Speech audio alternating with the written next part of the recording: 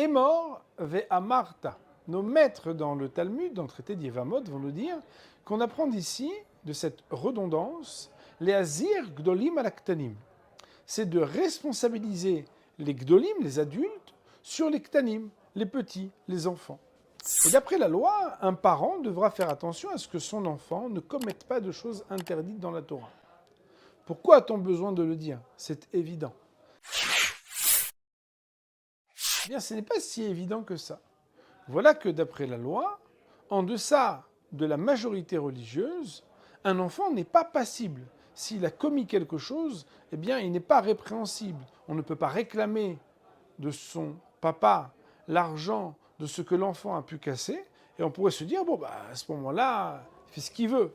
Mais il faut savoir qu'il n'en est pas ainsi, puisque ce n'est pas quelques jours avant sa bar mitzvah que tout d'un coup on prend le joug des mitzvot, et tout d'un coup on va commencer pour la première fois à manger kasher, à respecter le Shabbat, etc.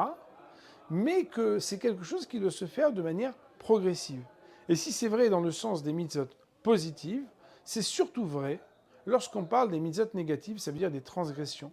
La Torah nous apprend qu'il est indispensable de se sentir responsable de l'éducation de nos enfants afin de faire en sorte que même quand ils sont petits, on essaye de les aider à commencer à être sur le droit chemin depuis le début. Et c'est seulement de cette manière qu'on leur permettra, de ceux qui sont petits, de devenir vraiment des grands.